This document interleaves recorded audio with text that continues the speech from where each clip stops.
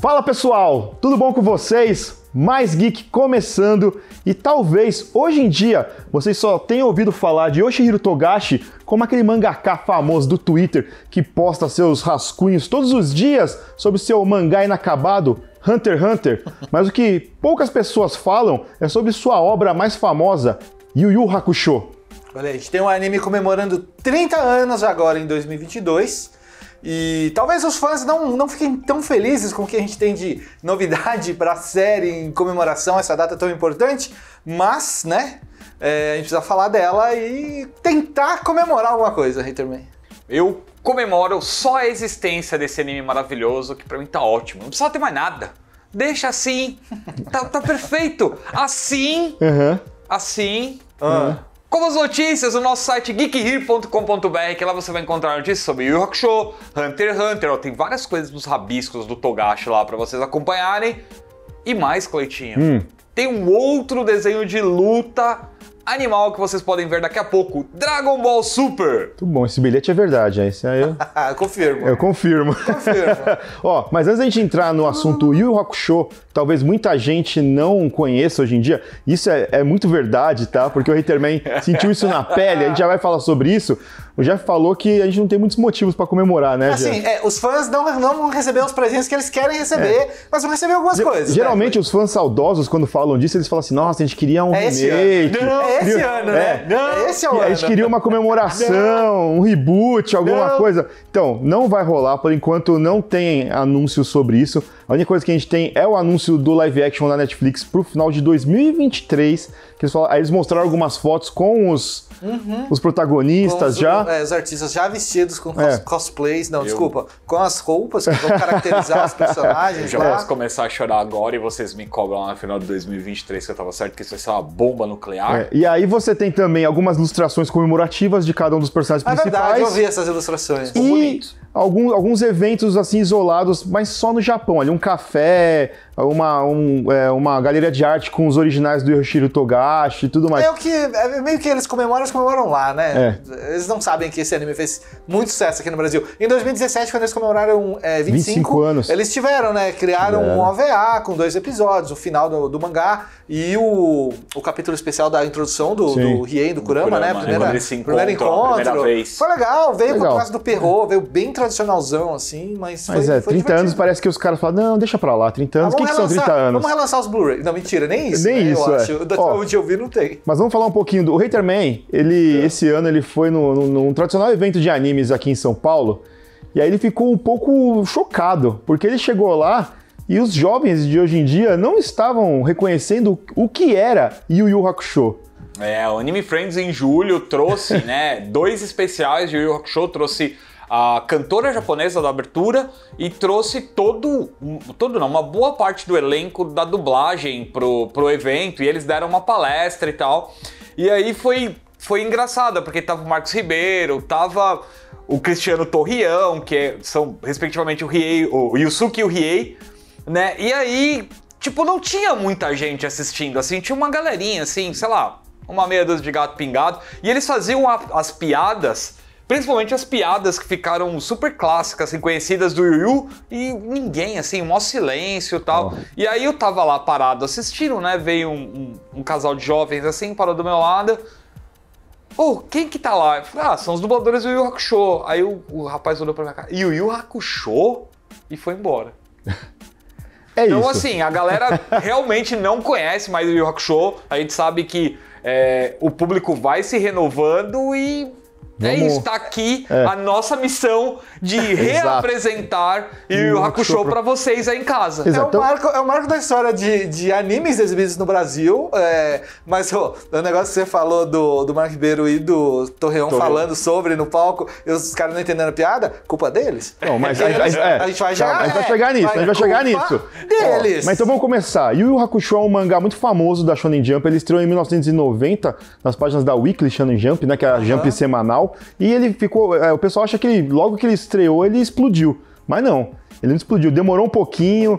O Togashi, ele tava vindo de trabalhos bem diferentes, não tinha nada a ver com luta. Inclusive, o Yu Yu Hakusho no começo, ele não era um mangá de luta, era um mangá de investigação e comédia. É um mangá bem diferente. Bem diferente. E aí os editores do Togashi falaram, olha, tem um negócio aí que tá bombando atualmente, que é shonen de lutinha, cara, anime de lutinha. O Yu Yu, ele veio numa época que a Shonen Jump foi o auge. O auge, Só série grande sendo publicada no mesmo momento. Então, e aí ele meio difícil. Que ouviu o editor, falou, não, tá, vou mudar. Aí mudou pra uma série mais de ação, de porrada, e deu super certo, explodiu. E aí em 92 ele ganhou o anime, né? O anime veio em 92. E o anime ele conta a história do Yusuke Urameshi, que é o nosso protagonista, que acaba salvando a vida de uma criança de ser atropelada, mas ele mesmo acaba sendo atropelado e morre no primeiro capítulo.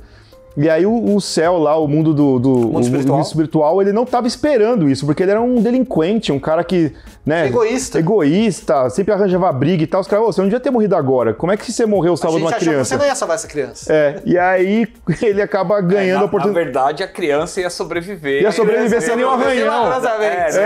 Milagrosamente sem nenhum arranhão. E aí o Koema, que é o líder lá do mundo espiritual, falou, olha, então vou dar uma chance pra você pode fazer alguns testes e voltar à vida como um detetive sobrenatural aí e ajudar a gente a resolver alguns casos que envolvem demônios e tudo mais. Descobre que o mundo espiritual e o mundo terreno são mais ligados do que todo mundo acha que são, né? E aí ele começa a fazer essas missões pra eles, né? Exatamente. E aí a gente tem várias sagas aí, né? Ele é dividido em muitas sagas. O anime, ele contou com 112 capítulos aí, divididos, acho que é bem parecido com o mangá, na verdade, essa divisão de sagas. Você tem uma primeira grande saga apresentando os personagens, tem saga de treinamento, tem saga de torneio.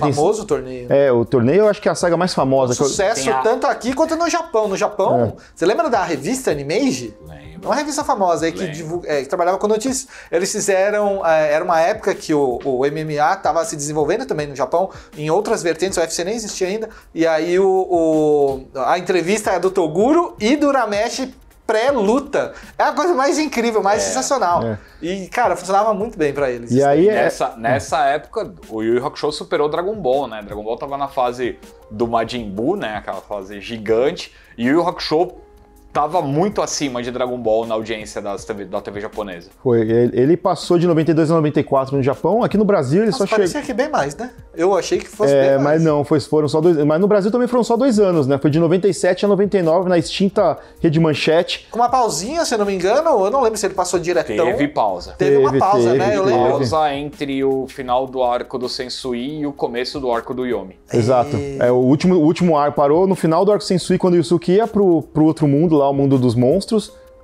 Tem uma pausa. É um arco menorzinho também, né? O último na TV. E aí caiu... O Yu Yu, eu tenho uma história muito pessoal com o Yu Yu, né?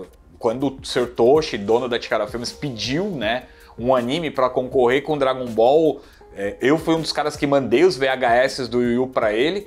E aí ele acabou licenciando, eu e, se eu não me engano, o Marcelo Del Greco. O Marcelo Del Greco também tinha mandado algumas coisas de Yu Yu pra ele. E aí, através das nossas fitas, ele viu os bonecos, viu todo o potencial do Yu Yu e acabou trazendo o Yu Yu. E aí, como agradecimento, ele deu os 2 primeiros episódios do Yu Yu Hakusho dublados pra gente, com TCR, né? TCR é aquele timer que fica em cima do vídeo, né? Pra mostrar de qual que era a origem e tudo mais. E a gente fez uma mostra no MIS, lá no Museu da Imagem e do Som. Foi uma mostra que reuniu na época, em 1997, 1.200 pessoas. Foi um marco até pro MIS, porque a gente ficou na frente, inclusive, de várias cantoras de MPB que estavam fazendo shows lá e foi bem legal. Foi uma experiência muito boa com o Yu Yu. Boa. Mas é legal a gente falar de Yu Yu e não tem como a gente falar de Yu Yu e não falar da dublagem do Yu Yu, como a gente estava comentando um pouquinho antes, né? Porque a dublagem do Yu Yu é considerada até hoje uma das melhores já feitas na história dos animes aqui no Brasil. Uma boa adaptação. Eles brincaram muito, né, com o que eles tinham em disposição e o que eles podiam, tipo, inovar no sentido de não vamos só traduzir, né? Vamos adaptar, vamos criar uma coisa um pouquinho diferente do que o mercado estava entregando com o Cavaleiro Zodíaco e similares. Ela foi feita, as 2 dublagens, porque ele teve 2 dublagens Yu Yu aqui no Brasil, tanto a primeira quanto a segunda foi feita na Audio News, com a direção do Marco Ribeiro, que também faz o Yusuke Urameshi, que é o o protagonista, e aí eles trouxeram um monte de dubladores famosos do Rio de Janeiro, né? Sim. E na época, hoje em dia também é assim, é São Paulo e Rio os polos de dublagem aqui no Brasil, e a maioria dos animes eram dublados aqui em São Paulo, muito por conta do sucesso de Cavaleiros do Zodíaco, né? Então, exatamente.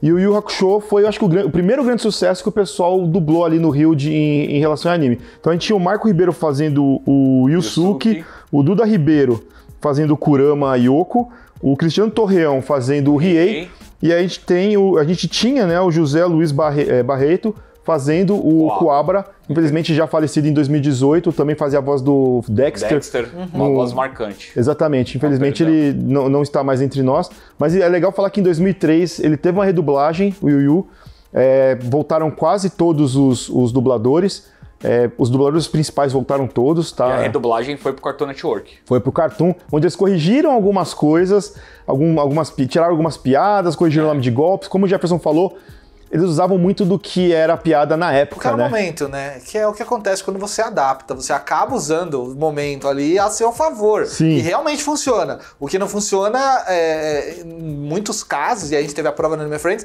é o futuro, né? Tipo, você contar a mesma piada hoje que fez sucesso no passado, se não for a mesma audiência, a galera não vai entender. O pessoal das antigas lembra com carinho, porque viveu aquele tempo, mas o pessoal de hoje em dia... Época de Copa, né? Tipo, tinha muita coisa relacionada a torcedores ali. Era muito engraçado. Eu tô maluco. Hoje em dia, o rapadura é doce, mas não é mole não. Mas esse é mais universal. Universal. Essa pra gente, no caso, universal do Brasil. O Totoguro. Isso aí o pessoal não vai entender nunca. O Totoguro não. Mas eu entendo e eu não me importo. Eu não me importo.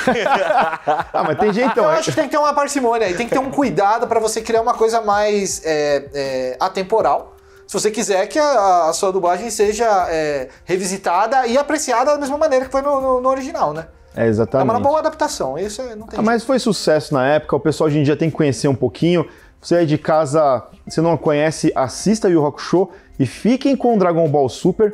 Daqui a pouco a gente volta com mais geek pra vocês.